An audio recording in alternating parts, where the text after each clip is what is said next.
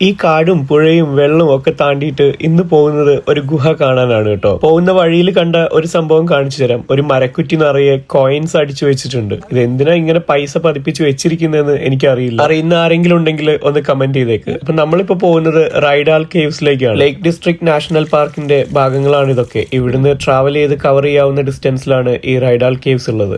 Drive ചെയ്ത് വരുന്നവർക്ക് ഇവിടെ വൈറ്റ് മൗസ് കാർ പാർക്കിൽ വണ്ടി വെച്ച ശേഷം ഒരു അരമണിക്കൂർ ഇതേപോലെ കാട്ടിലൂടെ നടന്നിട്ടാണ് നമ്മുടെ റൈഡാൽ കേവിലേക്ക് എത്താൻ പറ്റും കേട്ടോ.